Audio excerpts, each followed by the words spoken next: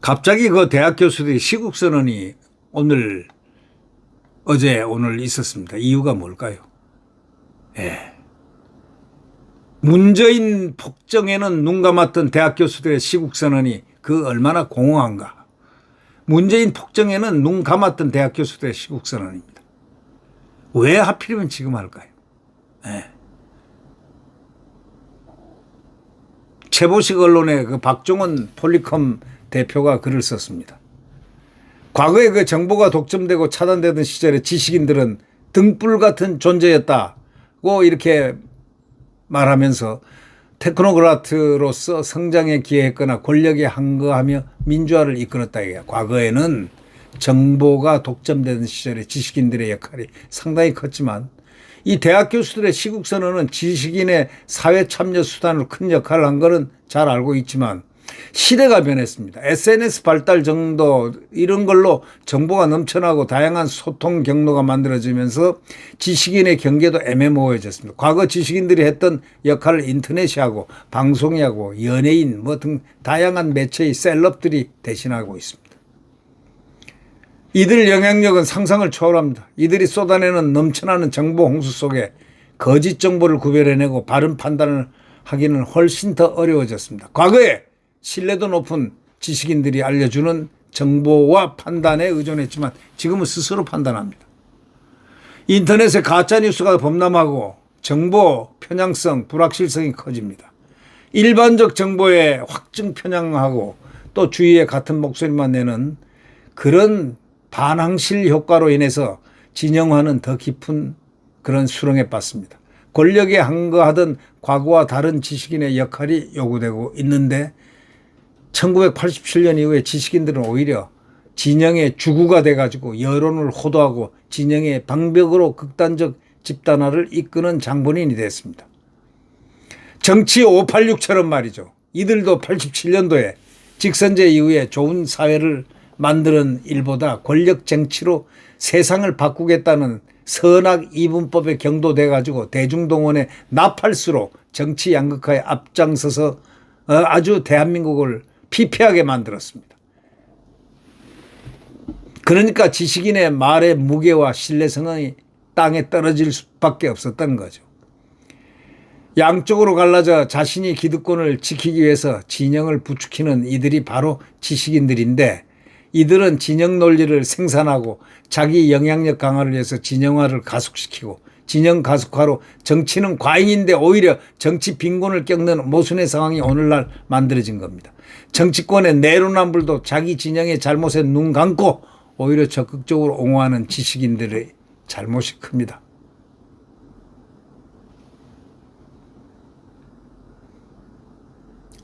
말을 하기는 언필칭 1987년 투쟁하에서 정치한 민주화 투쟁의 경로의 의존성에 포획이 돼가지고 진영의 옹호자가 되거나 심지어는 주구의 역할도 서슴지 않습니다.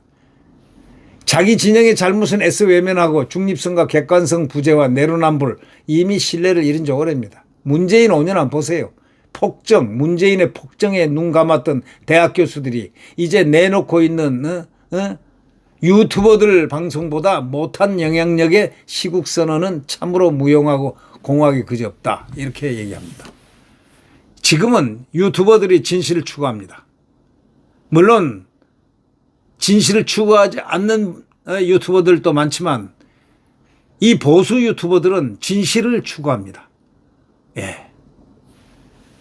진실하지 않으면 이들 극좌파들에 의해서 고발당합니다. 예. 그래도 세상을 지금 이만큼 바르게 이끌어온 여론의 중심제는 바로 유튜버 방송이라고 지금 귀결되고 있습니다. 어떤 방송보다 더 영향력 있는 게 유튜버들의 바른 소리, 바른 목소리, 정의의 목소리다. 이렇게들 얘기들 합니다. 네. 교수들의 시국선언, 한양대학교 선언문에는 반동이니 상하탑이니 하는 낡은 단어가 등장합니다. 연세대학은 그보다는 좀 세련되었으나 시대인식이 실망스럽습니다. 성공에 대는 의외로 다른 대학처럼 당장 내려오라는 것이 아니라 몇 가지 요구를 내걸고 우선은 해결을 촉구하는 내용인 것에 오히려 놀랐습니다. 이들이 공통적으로 목소리를 높이는 것은 민주주의 훼손이라는 인식에 대해서 며칠 전에 썼기 때문에 반복하지 않습니다. 그런 목소리를 내려면 최소한 10년 전에 내야 되는 거야. 왜? 이 문재인 폭정 때 이미 냈어야 되는 거예요. 그때는 입을 딱 봉하고 있다가 이제 와서 민주주의니 뭐니 쌓고 말이죠 하는 그런 가짜 지식인들 보면 정말 구역질이 난다 이런 얘기 아니겠습니까?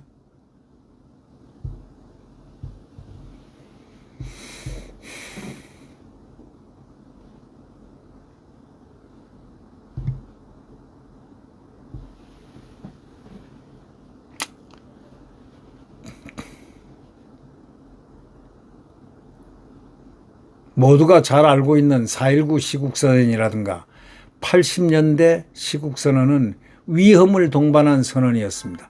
그래서 의미가 있었고 비장한 단어들이 동원됐고 그리고 나라를 위해서 큰 역할을 했습니다. 그렇지만 진영적일 뿐만 아니라 그 다음부터는 안전한 주장을 시국선언이라고 할 수 있습니까? 지식인의 정의부터 말해야 하는 지식인 선언이 지식인 선언일 수가 있습니까? 지식인의 정의부터 말해야 하는 지식인 선언이 될 수가 있느냐 이런 얘기죠. 위험하지 않는 비장함은 공허할 수밖에 없지 않습니까? 위험을 각오하고 말할 수 있는 그러한 의지의 지식인, 바로 그런 지식인은 지금 눈 닦고 보이지가 않습니다. 문재인 폭정 5년에 눈 감은 지식인들이 뭐라고 얘기하겠습니까? 그리고 지금 와서 정부를 비난하고 어쩌고 저쩌고 하는 그런 무게에 국민들은 속지 않습니다. 국민들의 조소의 대상이 될 수밖에 없죠. 네, 구독 버튼과 엄지를 눌러주시면 대단히 감사하겠습니다. 자, 이재명 오늘 선고가 있습니다. 위증교사 선고가 있습니다. 네. 오늘 이 위증교사는 이 법조계 대략의 얘기를 들어보면 이재명이가 유죄를 선고받아야 할 필요하고도 충분한 조건을 많이 갖추고 있다. 위증교사 이 재판이. 이렇게 얘기합니다. 제가 이렇게 대충 여론을 포집해 본 결과 제가 이 법조계의 의견들을 대부분 많이 이렇게 채집을 해가지고 평균을 내보니까 징역 실형 1년 정도가 아마 나올 것이다라는 예측들을 법조인들이 많이 하더라고요. 그중에서 한 50% 정도 법조인들은요. 뭐라고 그러냐. 이런 경우는 전례에 비춰보면은 사실은 위증교사는 중하다. 그리고 확실한 빼박 증거가 있다. 그리고 이 사람은 전과가 있다. 위증교사, 위증, 거짓말, 무고죄 원래 한 적이 있지 않냐 이게. 그 무고하고는 위증하고는 상당히 같은 급으로 친다는 겁니다. 그래서 이럴 경우는 전과를 참작을 해서 법정 구속시킨다는 게 한 50% 된다는 겁니다. 지금 한 50% 정도는 제가 알고 있는 법조인들 한 50명 정도는 법정 구속 가능성을 얘기를 합니다.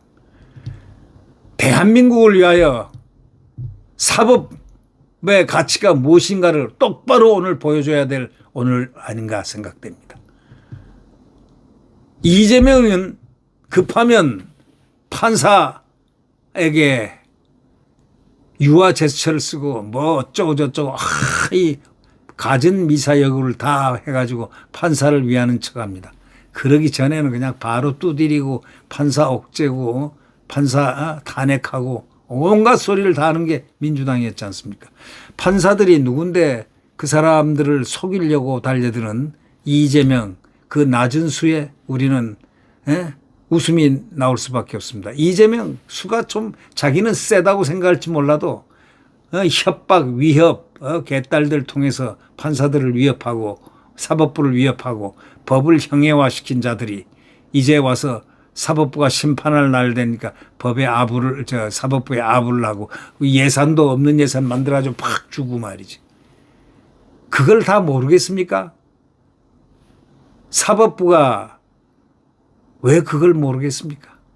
사법부는 오로지 법과 원칙, 증거와 법리에 따라서 또 양심, DK 여신상, 양심에 따라 판결할 뿐입니다. 이재명 오늘 판결 받아라! 무슨 판결이 나올지 받아라! 이렇게 외치고 싶습니다. 네, 구독 버튼과 엄지를 눌러주시면 감사하겠습니다. 자.